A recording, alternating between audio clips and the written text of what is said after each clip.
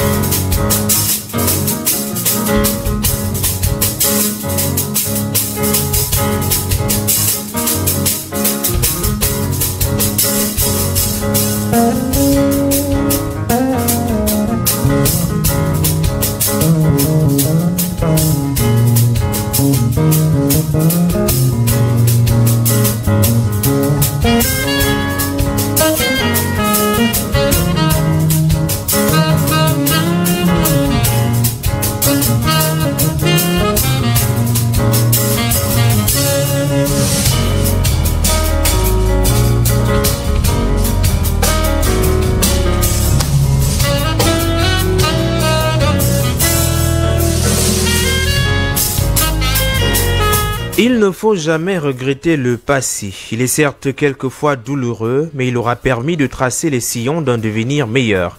Il faut toujours prendre en compte le contexte de survenance de chaque fait, de chaque activité, de chaque réalité.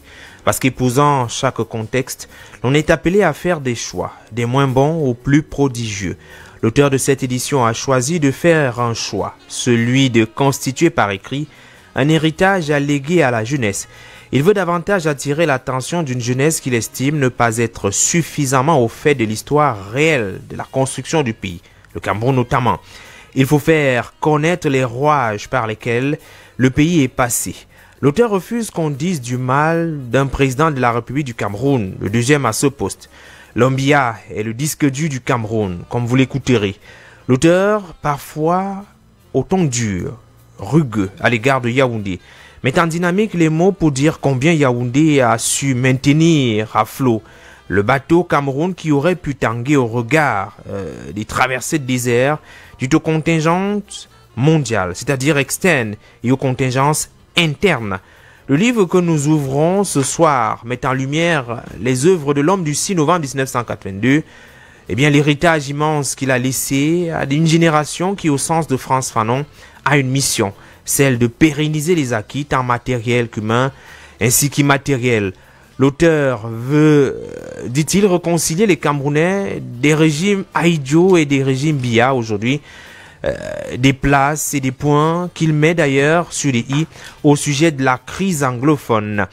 Il nous indique également que le livre pour le libéralisme communautaire du président Biya est un chef-d'œuvre, mais pas suffisamment exploité.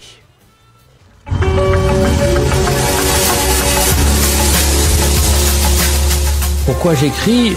Pour que la vie soit plus diverse. Pourquoi j'écris? Parce que c'est ce que je sais faire. Et parce qu'avec l'âge, de toute façon, les possibilités se raréfient. Quand j'ai écrit ce roman... j'écris tous les matins, à partir de 7h30, 8h moins le quart, jusqu'à 9h30. On ne m'a pas donné de conseils en particulier pour écrire. Par contre, mon père m'a dit que j'en étais capable. Mais t'écris parce que t'as un truc à dire? Tout le monde écrit, mais tout le monde n'est pas écrivain. Pourquoi le devient-on? Comment le devient-on? D'où vient l'inspiration? Écrivain, écrivaine. Le Point littéraire, Jean-Jacques Foucault. Jean-Jacques Foucault. On connaît les écrivains à travers leurs œuvres, mais connaît-on leur univers? Les romanciers nous entraînent dans leur fiction, mais quelle est leur vie au quotidien? Ces acteurs contemporains nous livrent un témoignage de notre temps. Mais quels sont leurs sentiments? Pour sa 3e saison, le Point littéraire innove. C'est désormais jeudi à 21h sur Royal FM. Le Point littéraire, c'est une émission de littérature. Toute la littérature, ici, tous les genres, sous-genres et types d'écriture se rencontrent. Vous aurez droit à plus de découvertes de livres et d'auteurs. Ici, tous les genres littéraires et textes scientifiques se côtoient. Le Point littéraire, jeudi à 21h sur Royal FM. Prenez le rendez-vous. Nouvelle saison inédite. avec Jean-Jacques Foucault. Jean-Jacques Foucault. On ne m'a pas donné de conseils en particulier pour écrire. Par contre, mon père m'a dit que j'en étais capable. Mais t'écris parce que t'as un truc à dire? Tout le monde écrit, mais tout le monde n'est pas écrivain. Pourquoi le devient-on? Comment le devient-on? D'où vient l'inspiration? Écrivain, écrivaine. Nouvelle saison inédite, jeudi à 21h sur Royal FM. Le point littéraire, la première de couverture. La première de couverture.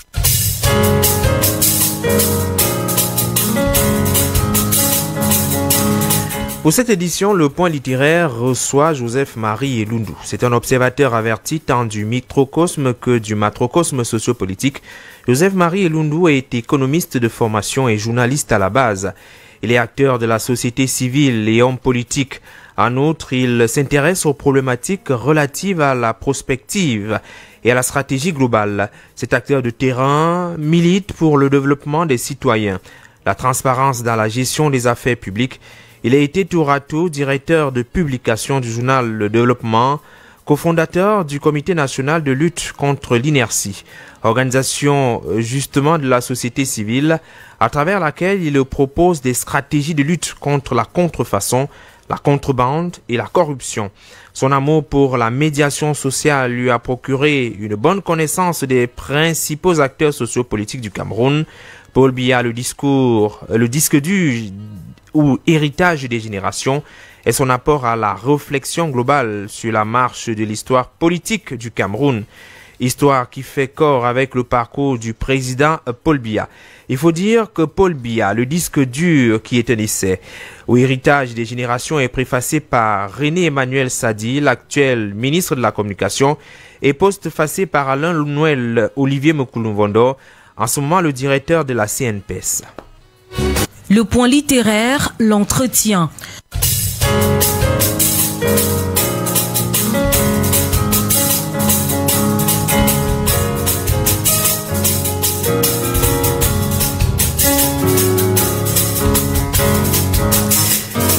Joseph-Marie Elundu, bonsoir et bienvenue à Royal FM. Bonsoir et merci pour l'invitation que vous avez bien voulu m'adresser. C'est un livre qui fait parler de lui depuis sa sortie il y a quand même quelques jours. Paul Biya, le disque dur, un livre écrit par Joseph-Marie Elundu. Quelques-uns sont étonnés de la tournure de cette production littéraire. On se serait attendu, puisqu'on vous connaît, plutôt très rude en termes de ton en ce qui concerne Yaoundé, d'avoir un discours également rude pour un livre. Mais là, on est un peu surpris. Effectivement, je constate que nous avons un fonctionnement un peu moutonnier, même les intellectuels. Oui. Il y a cette manière de cataloguer les gens, oui, de les mettre dans un axe et de les y enfermer comme le lit de Procuste, n'est-ce pas? Si vous étiez trop grand, on vous coupait. Si vous étiez trop court, on vous tirait pour avoir la taille du lit. Oui. Et c'est bien entendu la ritournelle. Le tour que j'ai joué à tout le monde, justement, c'est que, effectivement, moi, je ne suis pas contre quelqu'un. Oui. Je suis un analyste. Et j'ai longtemps analysé le modèle de fonctionnement de l'économie, de la société et de la politique dans notre pays. Oui. Et la différence avec les autres, c'est que je n'ai jamais fait de l'audation. Donc, je suis quelqu'un qui veut avoir une certaine objectivité. Parfois, ça peut ne pas plaire, mais c'est cela l'éthique. Oui. C'est ça. C'est-à-dire que quand vous voulez, vous ne pouvez pas tricher. 2 plus 2 égale 4 en base 10. Oui. Donc, pour beaucoup de gens, cela, étant donné que on a un peu catalogué les gens, on dit, bon, tel doit soutenir le régime, tel on ne doit pas le soutenir. Et quand vous êtes déjà dans cette ambiance-là, tout ce que vous pouvez faire, on vous catalogue. Et si bien c'est que, un peu justifié. Si bien que les gens n'ont même pas lu le livre. Les gens vous lisent le livre, dès qu'ils ont le titre, ils ont déjà lu tout le livre à partir du titre. Et c'est une de nos faiblesses. Et j'ai rencontré ça. Ah tiens, oui, tu as écrit parce que tu veux être ministre, Oui, voilà, tu es devenu... J'ai dit, non, monsieur. Et ce n'est pas justifié un peu cette appréhension dans la mesure où vous êtes quand même l'un des membres fondateurs d'un parti politique de l'opposition qui, à un certain moment, avait un discours radical. Est-ce que ce n'est pas justifié aujourd'hui de... Non, vous savez, si vous voulez bien qu'on parle de ce parti s'est radicalisé. Ce parti n'est pas, au départ, un parti radical. Parce que, en réalité, c'est un parti qui est l'émanation d'un moult acteurs sociopolitiques bien connus au Cameroun, qui voulaient mettre en place un parti, un grand parti qui devait être, je vais dire le pendant, je vais dire le principal adversaire du parti dominant qu'est le RDPC. Parce qu'on s'était rendu compte après les élections de 2011 que aller émietter face au régime, c'était toujours c'était inefficace. On a donc tenu cela et malheureusement, ça a été dévié. Et lorsque moi je suis entré dans le parti, lorsque j'ai fait mon apparition dans le parti de manière vraiment visible, c'était en 2013, lors des élections municipales et législatives. Et c'est là où on s'est rendu compte qu'un certain nombre de choses ne marchaient pas. Après ces élections, il y a eu beaucoup de contradictions. Moi, j'étais d'ailleurs le premier responsable de la communication. Oui. Un jour, le président arrive et me dit, on va vous enlever la communication, on va vous donner l'agriculture, on va faire 600 raisons particulières.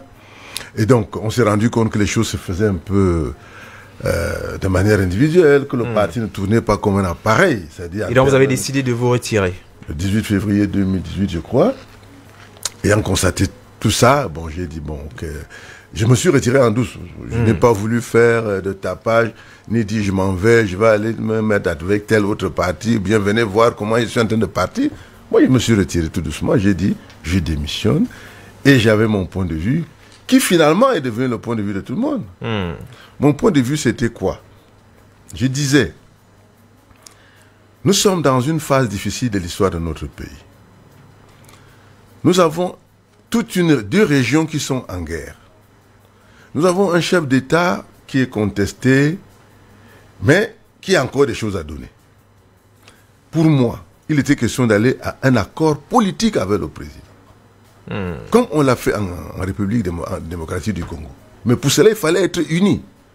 Et dire, voilà, on peut même ne pas aller à l'élection, étant donné la situation sécuritaire complexe.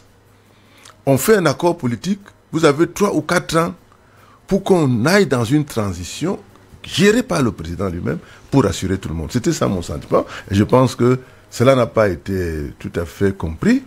Et je me suis retiré, j'ai dit, ok.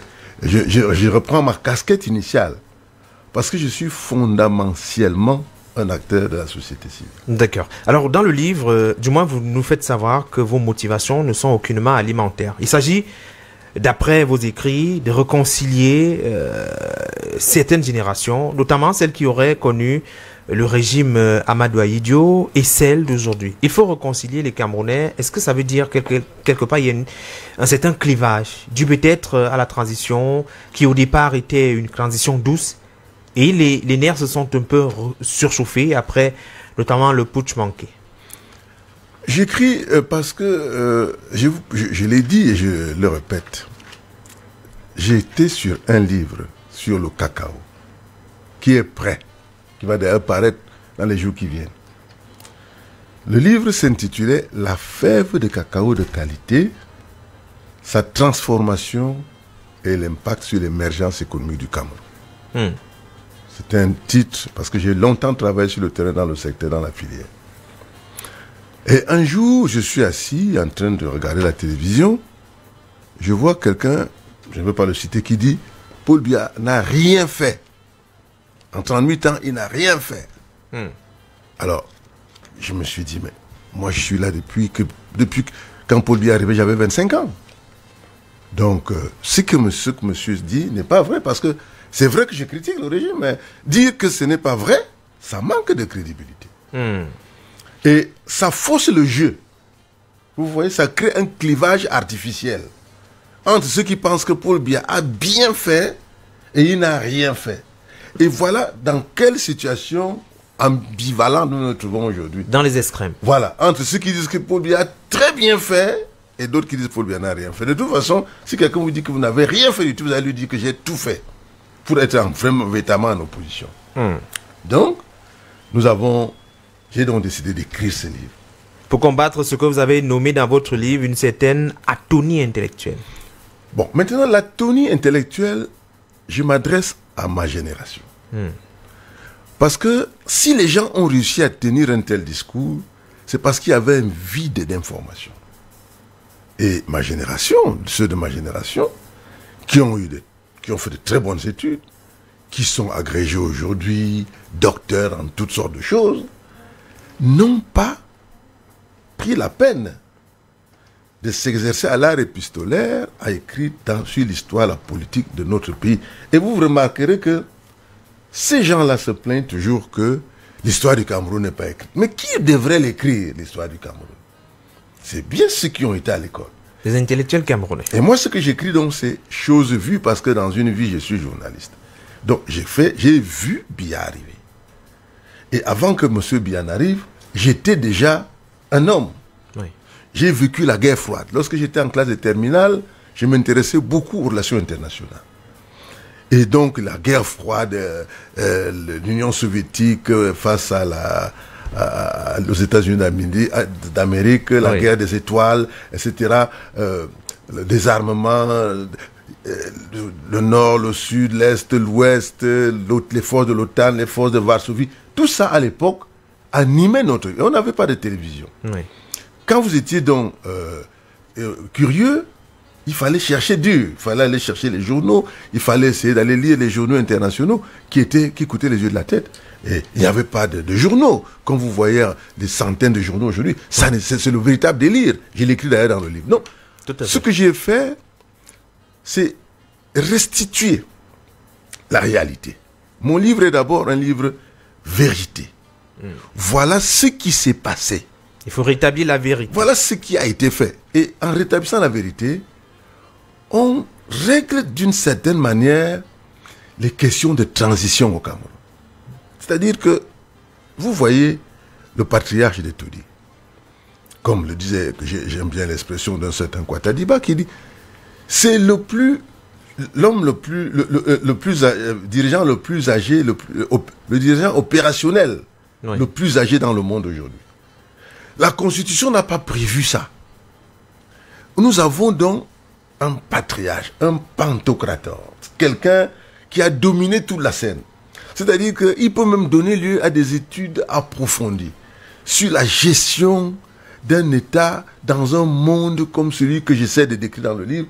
Donc, depuis la guerre froide qu'il a traversée, le mur de Berlin tombe, il est avec le mur de Berlin, oui, on traverse toutes les crises. Donc, dans le livre, vous retrouvez toute cette nomenclature, toutes ces étapes-là, ces 2 siècles, ces 2 millénaires que le président de la République a connu. 2 siècles, oui, 2 millénaires. Oui, c'est extraordinaire. Les grandes personnalités au niveau des États-Unis d'Amérique, de la France, que le président de la République a vu passer. Mais le livre nous fait savoir que le président n'aurait pas pu faire mieux dans le contexte qu'il a côtoyé, notamment avec les crises en interne aussi bien à l'externe. Et ça, c'est une façon de dire que ce qui a été fait, ou ce qui est fait jusqu'à présent, c'est le maximum qu'on aurait pu faire. Non, vous voyez, un homme politique de la trempe de Paul Biya, et d'ailleurs, moi je respecte les hommes politiques, on ne peut pas prendre un pays sans avoir une idée, oui, ou quelque chose à prouver ou à apporter à ce pays. Je pense que, succédant à Paul Biya, à Idio, qui lui-même sort d'une période extrêmement difficile. Parce que quand les gens parlent de ces périodes-là, ils ne se rendent pas compte de quoi on parle. Oui. Aujourd'hui, quand les gens parlent de ça, ils se voient derrière un écran de télé, ils se voient derrière un piano comment vous appelez ça? Téléphone portable Android. Un clavier Android. Ils se voient en train d'aller, il y a un des doigts là, en 2 heures de temps. Ils ne se rendent pas compte que, et j'écris dans le livre, que pour partir de Yaoundé à Douala, c'était la croix et la bannière. C'était des routes non goudronnées et chaotiques. Vous parlez d'ailleurs d'un village, que Yaoundé était un grand village. Est-ce qu'on a l'impression aujourd'hui que Yaoundé est devenu une grande ville? Non. Il manque curieusement encore des routes à l'intérieur ou des nids de... Yaoundé n'est pas seulement une grande ville, c'est une mégalopole. Yaoundé a 7 villes. Vous avez Yaoundé 1, 2, 3, 4 jusqu'à 7. Oui. Et si vous prenez la peine de vous promener à Yaoundé, vous allez vous rendre compte que Yaoundé a énormément évolué. Vous savez, quand vous partez de Yaoundé pour soi, vous savez que vous pouvez, quelque part en chemin, vous ressortez à Olembe. Tout à fait. Vous êtes passé par là. Tout à fait. Vous avez vu toutes ces routes. Ce sont des innovations. Yaoundé s'arrêtait, soit était en brousse, soit c'était un village. Il y avait à Soa, je crois, une école de formation des instituteurs. Là où c'est tout l'université aujourd'hui. Il y avait un CES. On appelait ça un CES, oui, quelque chose comme ça. Donc c'était vraiment un village comme Okola ou Evodoula. Et aujourd'hui, Soa, c'est une ville. Vous avez, quand vous partez de Yaoundé, vous arrivez après comment, Olezoa. Oui. Vous étiez au village. Et Etoudi, vous étiez au village après Etoudi. Ici, dès que vous étiez à Elisbar, lycée bilingue, c'était des villages. Donc, en réalité, c'était cela. Et ce n'est pas critiquer Aïdjo que de le faire. Oui. C'est vrai d'ailleurs que c'est dire les choses telles qu'elles sont. C'est vrai d'ailleurs que le livre semble donner un coup assez dur à ceux qui pensent que le régime Aïdjo était meilleur que celui de Biya aujourd'hui. Pour vous présentez certains aspects, notamment la question des libertés. Au temps d'Aïdjo, c'était pas le cas. Il n'y avait pas de possibilité de s'exprimer aussi librement qu'on le fait en ce moment sous l'ère Biya. L'enjeu de mon livre, de ce livre, ce n'est pas de dire que l'un des régimes était plus mauvais que l'autre. C'est-à-dire que parce que le fait que les gens le présentent comme ça, c'est fait à dessein par les hommes politiques pour opposer. Quand on est un humain, on observe quelqu'un au travail. Oui. Et j'écris, Monsieur Aïdjo est nanti d'un CPE. Il fait face à quelqu'un comme Focard, qui contrôlait tout l'empire colonial français.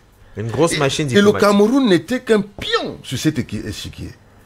Le Cameroun, c'était un pion. C'est-à-dire que tout ce qui se jouait était en réalité dicté par l'ex-colon.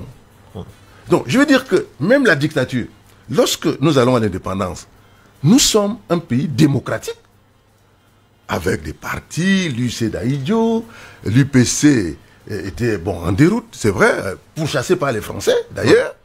Vous aviez le Parti Socialiste, l'Union Sociale de Kala, vous aviez Mbida, vous aviez Idi Bébé avec le Parti Travailliste, vous aviez au Cameroun occidental le KNDP, le One Cameroun. C'était un pays démocratique avec des partis politiques qui s'exprimaient. Oui. Mais lorsque le colon met en route sa machine de répression, d'occupation et d'exploitation, il est confronté justement à un problème lié au fait que cette émancipation l'empêche de s'épanouir. Ils amènent Aïdjo vers le parti unique. Oui. Et en 1966, le parti unique est proclamé, non sans la réprobation, le refus par Mbida, Okala et bien d'autres, Yidi Bébé, qui se sont retrouvés en prison à Bafoussam, à Yoko, je crois, Mantou, Moutiolire. Donc, ça c'était, et les nationalistes pourchassés hors du Cameroun. Oui. Le Moumi a été assassiné. Ce sont des vérités. Il faut que les jeunes sachent que vos ancêtres là, ce n'étaient pas des gens qui voulaient, qui avaient la liberté de faire tout ce qui se passait. La guerre de l'Ouest est conduite par les Français. Lamberton, le colonel Lamberton, écrit un livre là-dessus. Clairement, le livre existe. Donc, je pense que maintenant, lorsque Aïdjo donne le pouvoir à Biya, Aïdjo n'a que 10 ans à peu près pour travailler. Oui. Parce que c'est en 70 que Wandji Ernest est exécuté. Et c'est à peu près la fin de la politique de pacification. C'est après ça qu'on commence à essayer de construire le pays. Et maintenant, évidemment, il y avait les politiques paternalistes. Le pays vivait de quoi? Il vivait d'aide au développement. Il vivait de subventions qui venaient de l'aide au développement. Vous comprenez? On exportait un peu de cacao, on exportait un peu de bois. C'était ça. Et les entreprises que l'on créait étaient des entreprises qui n'avaient pas de consistance économique. C'est-à-dire qu'on créait ça, ça marchait à coup de subventions. Et il y avait combien de Camerounais? Combien? Nous étions, moi j'étais en terminale, nous étions moins de 20 dans ma classe. Vous imaginez, l'amphi 700 de l'université ne se remplissait pas. Mais il devient quand même difficile de dédouaner le régime Biya. Je ne cherche à dédouaner personne. Lorsqu'on sait que c'est quand même sous son règne qu'il y a effectivement la crise économique, que les salaires chutent, on se dit un peu que le Cameroun aurait pu travailler davantage pour avoir une situation moins périlleuse que ça c'est... Je vous décris les faits. Maintenant, le reste sont les commentaires. Maintenant, les gens peuvent penser ce qu'ils veulent. Ce qui se passe, c'est que lorsque Biya prend le pouvoir, le Cameroun est encore un pays gouverné par un chef d'État puissant, patron de tout le pays.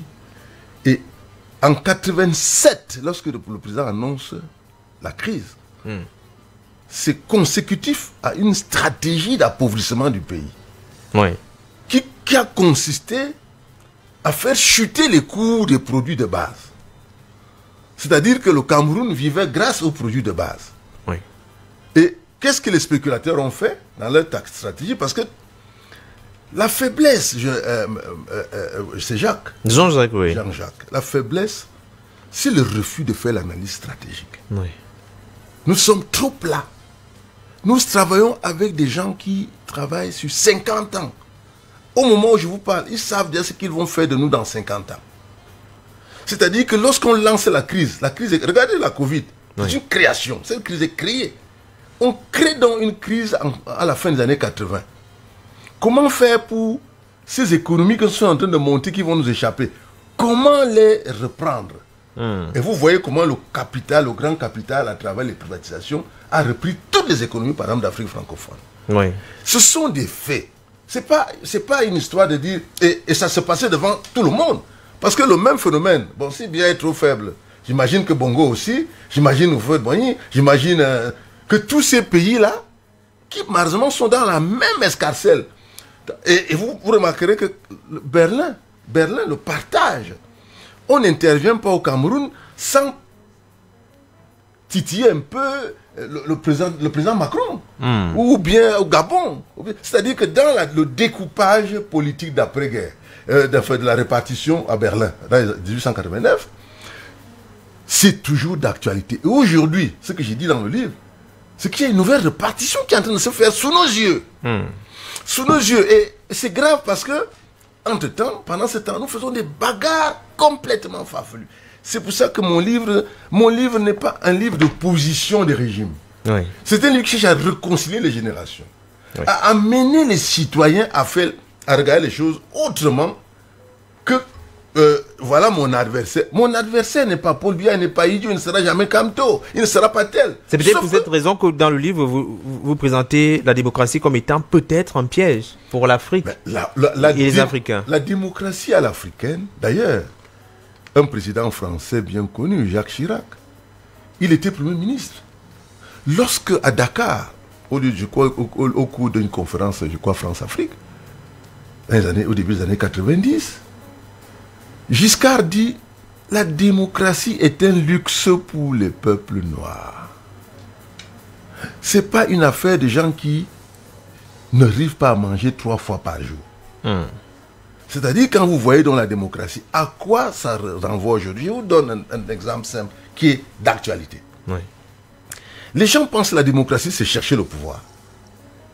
Vous voyez, on a donné l'impression à tout le monde que pour faire la démocratie, il faut créer un parti et aller chercher le pouvoir. Or, la démocratie, c'est une transformation d'une société. Toute la société, dans tous ses compartiments. Mais, quand le discours, et il faut donc des discours puissants, consistants. Quand vous voyez en Europe des discours sur le développement durable, c'est-à-dire que les gens se projettent sur 50, 100 ans du pays. En ce moment-là, M. Biya ne peut plus être le seul point focal qui intéresse tout le monde. Il faut qu'il y ait... D'autant plus qu'il est appelé à partir d'une manière ou d'une autre. Donc, qu'est-ce qu'on fait? Vous remarquerez donc que les thématiques qui animent l'espace politique, et j'écris dans le livre, depuis 90, sont des denrées périssables. Le changement et le chassement. Le changement. Après, c'est le chassement. Objectif fait tomber Biya, mais Biya est toujours là. Aujourd'hui, l'un des piliers de la lutte, de la révolution, de la résistance, c'était le code électoral. On vient de lancer la révision. Alors, quel est donc encore le prochain discours? Vous voyez que les gens sont désarmés parce qu'ils n'ont pas construit un discours consistant.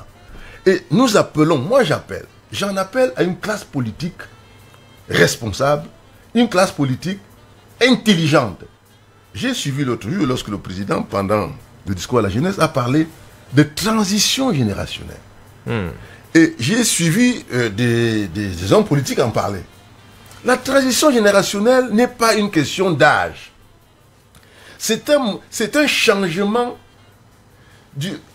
c'est-à-dire de l'esprit, c'est-à-dire comment on part d'une société où les gens se battent, où on croit que la politique c'est l'affaire des autres, où effectivement les jeunes jouent au football, ils ne s'intéressent à rien, pour dire la nouvelle génération est une génération qui, débarrassée des questions par exemple de tribus, on ne parle plus de tribus, on ne dit plus que voilà les tels là-bas, débarrassée des questions de corruption, ou tout au moins une société civile solide, faisant des lobbying contre la corruption, des hommes politiques produisant de nouvelles thématiques, des thématiques solides qui permettent de faire avancer le débat politique, le vrai débat politique. Est-ce qu'on peut faire du neuf avec du vieux?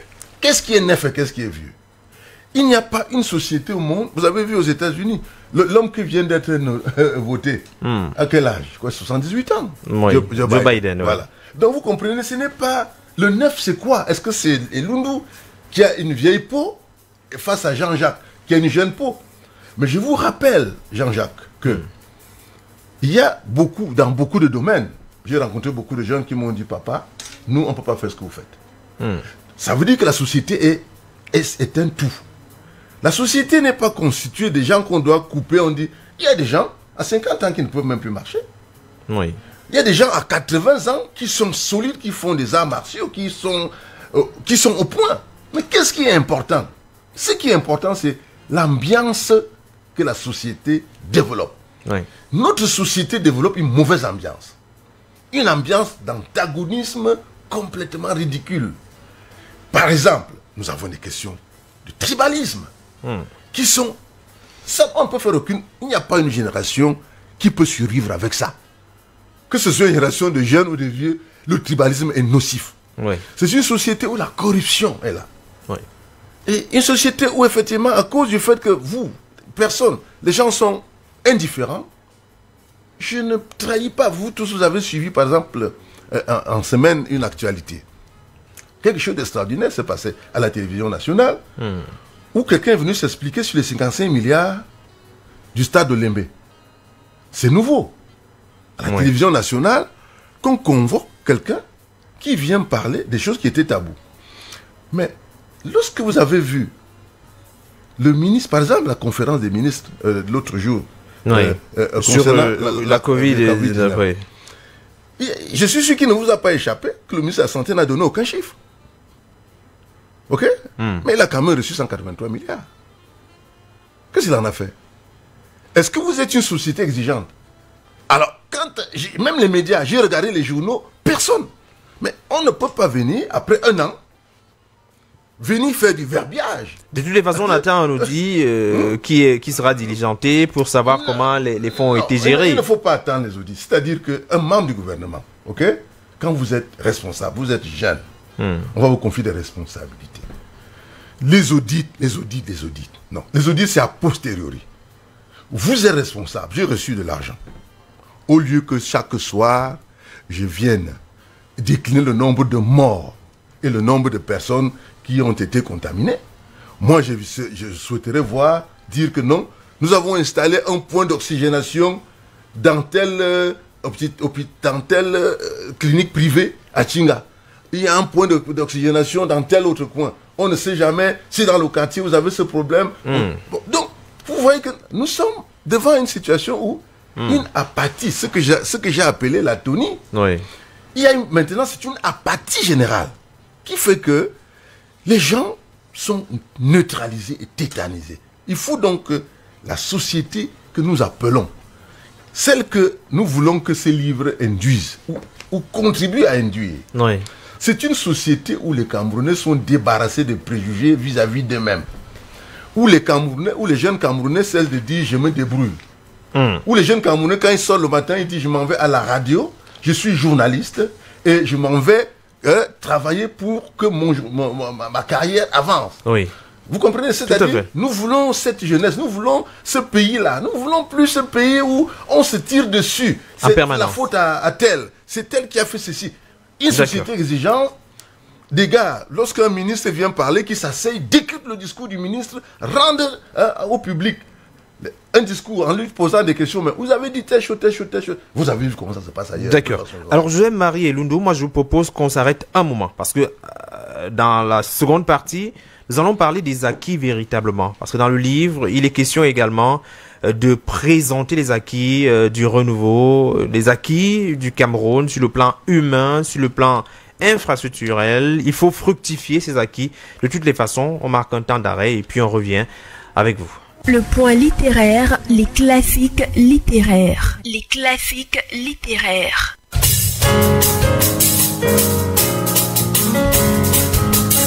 Et ce soir, arrêt avec Les Biman, le roman de Sévérin Cécile Abega qui retient notre attention ce soir. Et voici une présentation de Annie Lisette Ambassa. Bonsoir. Jean-Jacques Foucault, bonsoir. Un homme digne de l'espèce se doit de porter une veste, une cravate, un pantalon aux plis acérés, une chaussure éblouissante de cirage. Son français doit être impeccable, son bureau climatisé, son portefeuille bien garni. Le reste n'est qu'imitation. Dès qu'il cesse de servir le papier et l'encre pour utiliser des outils, il n'est plus un homme, c'est un biman. À travers ces 7 nouvelles, on sent la chaude sympathie de l'auteur pour les gens de la brousse, pour les travailleurs de la ville. Son humour caustique s'exerce volontiers contre les fonctionnaires, les nantis et les profiteurs de tout poil. Les Biman, c'est donc un livre de 7 courtes histoires. Toutes racontent l'humanité et les conditions sociales prévalant alors dans la société camerounaise. Plein d'humour, Sévérin Cécile Abega essaye de montrer la société à la fois sous ses aspects officiels et non. Sa maîtrise de la langue et son grand sens de l'humour ont fait de ce livre un classique de la littérature camerounaise. Dans un des extraits du livre, l'auteur nous montre le personnage Garba, vendeur de viande rôtie communément appelé au Cameroun soya. Dans le texte, il refuse de vendre du soya à une infirmière qui, quelques jours auparavant, avait refusé de lui faire des soins à l'hôpital alors qu'il souffrait d'une blessure. Ce passage souligne le système de corruption présent au Cameroun, par lequel une infirmière refuse de soigner un patient parce qu'il n'a pas assez d'argent pour payer ou qu'il n'est pas un de ses parents. Des histoires comme celle-là, il y en a au total 7 dans le livre Les Biman de Sévérin Cécile Abega. Des histoires qui peignent la réalité de la société africaine en général et camerounaise en particulier. De l'auteur Sévérin Cécile Abega est né le 22 novembre 1955 à Sa, c'est dans la région du centre au Cameroun, et mort le 24 mars 2008 à Yaoundé. C'est un écrivain et anthropologue camerounais. Sévérin Cécile Abega est le fondateur de la littérature camerounaise, écrivain de grands classiques comme justement Les Biman. Il essaye de rester objectif et de constater les changements dans la société camerounaise, qu'ils soient bons ou mauvais. Avec son grand sens de l'humour et sa parfaite maîtrise de la langue, il s'illustre notamment en dénonçant la corruption qui mine son pays. Jusqu'à sa mort, il enseigne à l'Institut catholique d'Afrique centrale à Yaoundé. Le point littéraire, une émission préparée et présentée par Jean-Jacques Foucault.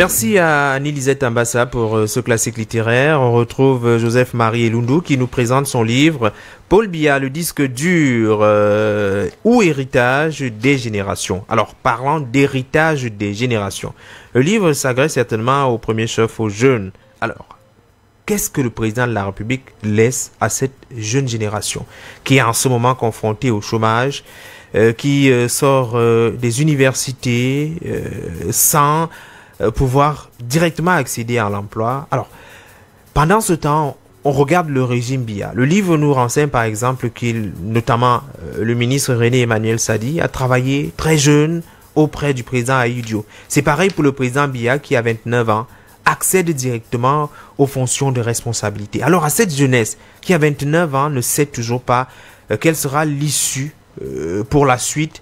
Est-ce qu'on pourra avoir un emploi? Alors quel est l'héritage véritablement que cette jeunesse peut trouver dans le livre répertorié comme vous le faites? Vous m'amenez à recadrer un peu un certain nombre de choses. D'abord, au moment où Paul Biya avait 9 ans, tous les jeunes de cette époque-là n'étaient pas à sa place. C'est vrai. Donc, il faut d'abord savoir que dans la vie, chacun a son itinéraire. Ça, c'est une chose. Donc, c'est des gens qui avaient un itinéraire spécial, que la nature leur a ouvert des boulevards, mais ils avaient des compatriotes.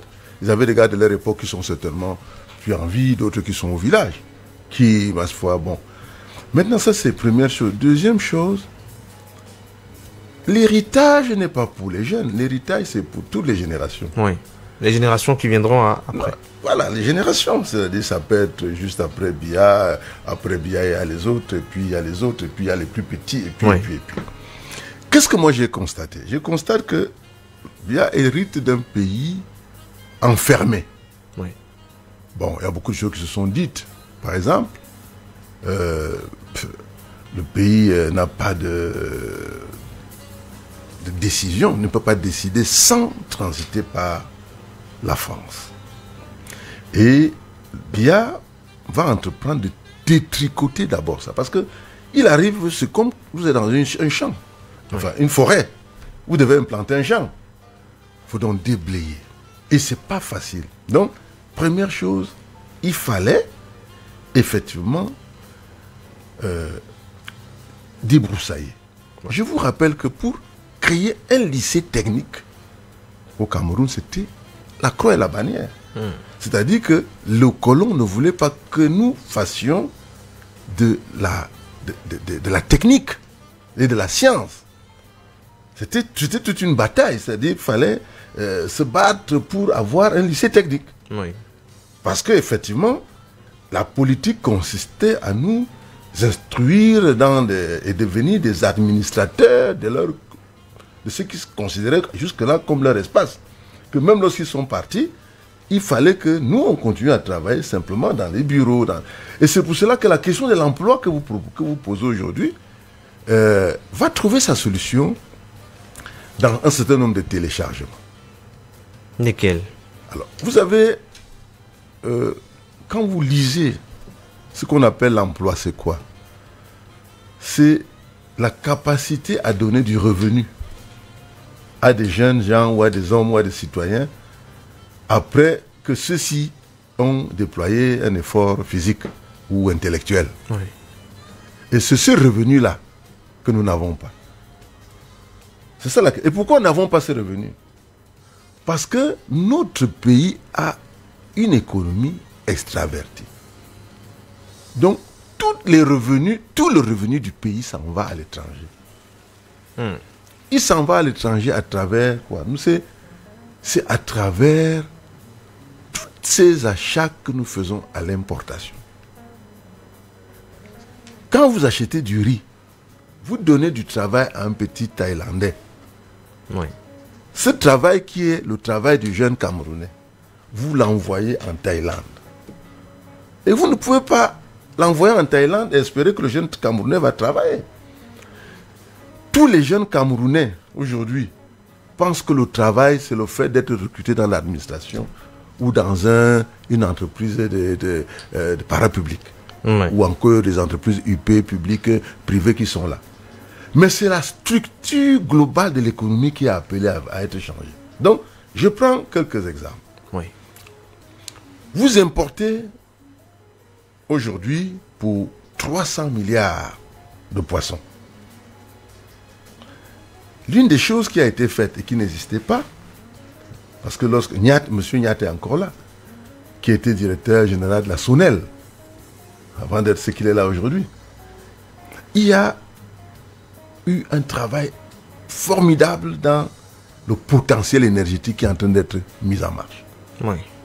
Et moi, je suggère, parce que quand vous allez cesser de dire que moi, je veux aller travailler à l'administration, aux finances, vous allez regarder l'économie du Cameroun en disant, moi, jeune Camerounais, je voudrais faire du poisson. Et je voudrais faire l'élevage du poisson. Et les vastes étendues de l'Ompanga, de toutes ces réserves d'eau-là, peuvent devenir de vastes étangs de production industrielle de poissons. Peut-être la faute, peut-être on aurait pu le dire bien avant aux jeunes. Peut-être on aurait pu amener les gens à comprendre très vite que l'avenir, c'est dans la technique et pas forcément dans le long rayon. Aujourd'hui, les jeunes ont fait de longues études, ils ont des doctorats, ils attendent d'être recrutés et il n'y a plus de place. Mais, cher Jacques, l'école est une très bonne chose. Moi, je suis... D'ailleurs, vous savez que c'est l'une des avances que nous avons, même sur l'Occident. Oui. Être docteur est bien. La seule chose que je trouve pas normale, c'est qu'un docteur se roule par terre parce qu'on ne l'a pas recruté à l'école, comme enseignant à l'université. Moi qui vous parle, je n'ai jamais eu un emploi, au sens dont vous parlez. Moi, je n'ai jamais été travailler quelque part. Moi, j'ai créé mes choses, j'ai créé mes journaux, j'ai créé mes emplois. Vous comprenez? Et ça veut dire que c'est l'un des succès du renouveau. C'est l'instruction. Il ne faut pas qu'on vous laisse croire que l'école ne sert à rien. Non. L'école vous instruit. Ce qu'il faut maintenant, c'est ce potentiel instruit-là.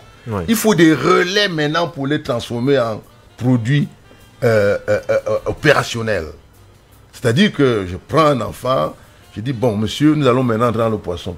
Quand un enfant est sorti du terminal A, B, C, D, bien fait, il a une bonne mention, on l'envoie faire la pisciculture. 2 ans après, il est un ingénieur, il est un technicien de haut niveau et qui commence donc à... Donc, cette masse de jeunes, il faut plutôt en faire un instrument qui va transformer l'environnement. Parce que nous sommes aujourd'hui dans...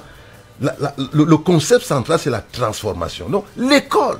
Moi, quand je vais souvent à Yaoundé, à Douala, à Bafia, à Bafoussam, le matin, je vois les jeunes qui vont à l'école, qui vont dans les écoles primaires partout, dans les villages. Je dis ça, j'espère qu'on va en faire un usage véritablement opérationnel.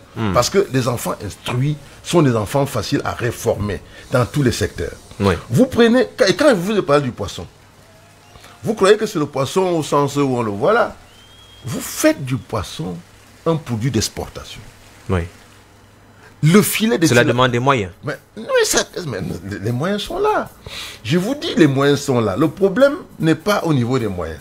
Le problème au niveau de la capacité et l'ingénierie de transformation. Et pour ça, il faut d'abord cesser de dire que Biya n'a rien fait. Et dire, bon, ce qu'il a fait là, à quoi ça peut nous servir? Il y a des routes ici. Moi, je prends la route qui passe par mon village. Yaoundé Ndom. C'est une route. Il n'y a aucune plantation industrielle à côté de ça. Mais j'ai dit, mais écoutez, voilà une route là-bas, mais c'est le lieu pour moi d'aller faire 100 hectares de je ne sais pas quoi, et je vais transporter sans problème. Vous voyez, donc, il faut avoir cette attitude positive. Télécharger. Je suis en train d'écrire sur le téléchargement. C'est-à-dire, comment, tout ce qui est là, qui a été produit par notre patriarche, mais il a posé ce qu'on a... Je peux dire qu'il a posé les jalons. Vous voyez? Vous prenez... Il faut fructifier.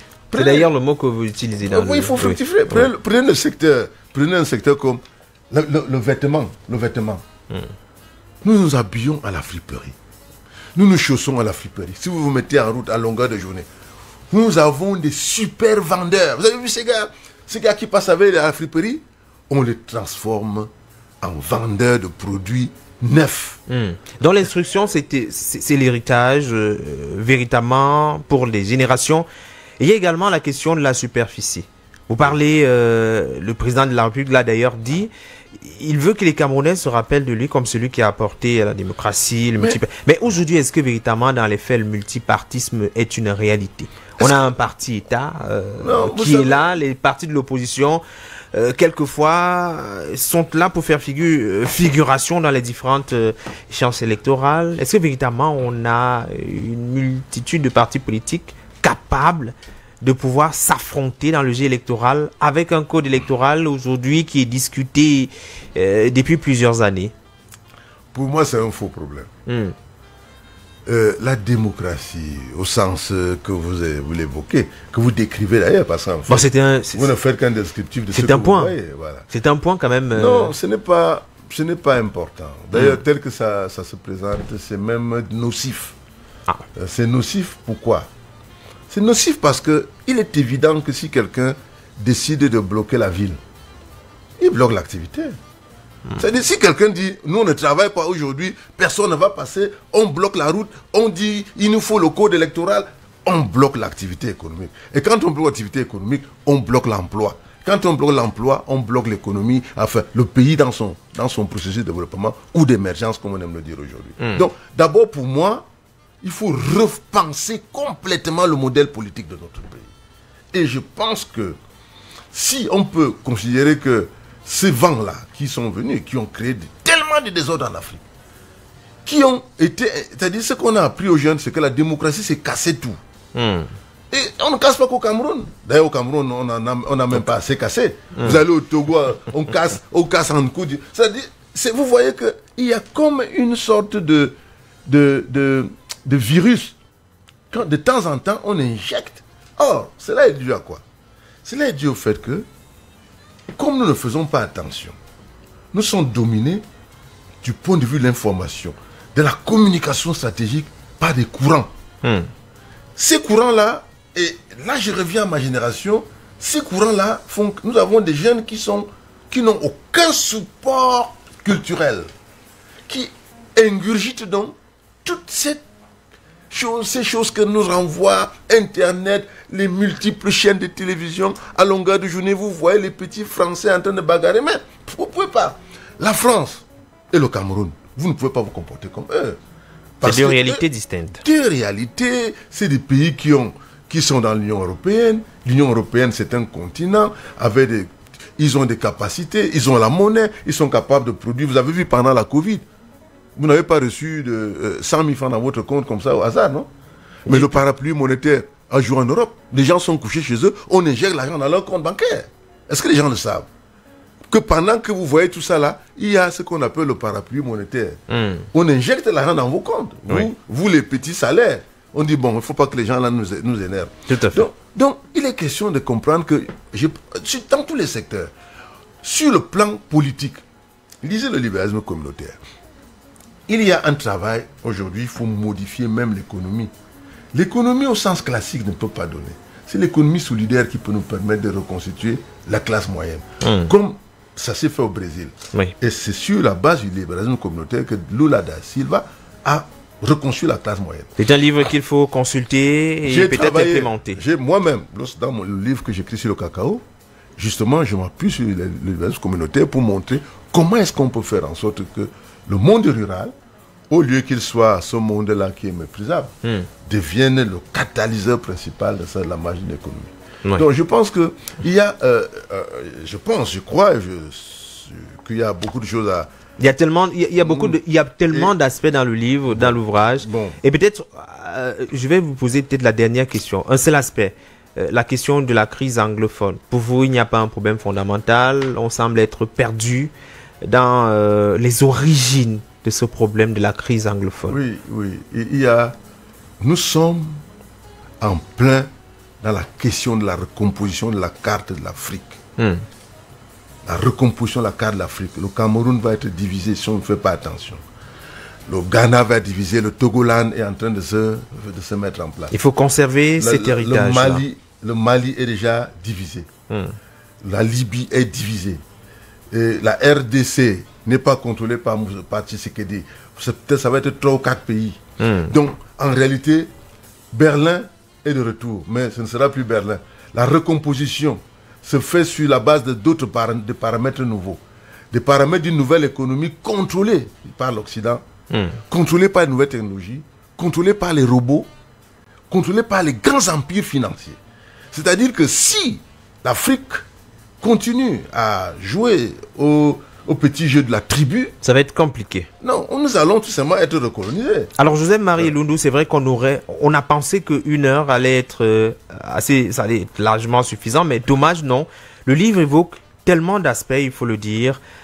Il faut nécessairement le chercher. Comment est-ce qu'on fait pour avoir le livre à Yaoundé et peut-être dans d'autres villes pour que l'auditeur qui nous a écouté toute cette soirée puisse mettre la main dessus et être davantage édifié? Bon, l'auditeur, je crois que vous pouvez trouver le livre chez Clé. Vous pouvez le trouver également, je crois, à Yaoundé, comment tu appelles? Peuple Noir. Peuple Noir. La librairie Peuple Noir. Peuple Noir. Bon, je n'ai pas la liste, à Douala. Il est dans je vais demander à l'éditeur peut-être vous envoyer. Donc il est donc disponible, il faut passer dans des points. Il est disponible. Bon, maintenant ce que je fais, pour l'instant, je ne mets pas beaucoup de livres dans les librairies. Je suis dans une campagne nationale. Le 11, je serai à Douala. Après Douala, je serai à Bolova. Et Bolova, Bafoussam, Marwa, Garwa, Ngaoundere, Bertois. Oui, rapprocher le livre de tout le monde. Pour moi, ce livre est porteur d'un message. Mon défi, c'est une transition pacifique au Cameroun. C'est un défi que je me suis donné et nous allons travailler pour que les peurs suscités par la transition au Cameroun s'apaisent. Merci. Et que les Camerounais soient sûrs d'eux lorsque le patriarche s'en ira, qu'ils choisissent en toute liberté, en toute hauteur, le prochain président de la République du Cameroun. Joseph-Marie Lundu, merci d'être passé à la radio échanger avec nous sur votre livre Paul Biya, le disque dur ou l'héritage des générations. Merci également, merci pour cette invitation. Je sais que vous ferez le nécessaire pour que ce travail, n'est-ce pas, puisse connaître une promotion retentissante. Le point littéraire, équipe de production, contribution, Annie-Lisette Ambassa, mise en onde, Ulrich Kemoué, régie vidéo, Alain Kwekam, régie d'antenne, Carole Prudence-Tiencheux, coordination centrale, Bertrand Wona, supervision générale, le révérend pasteur Emmanuel Noël Bissaï, présentation, Jean-Jacques Foucault. À jeudi prochain.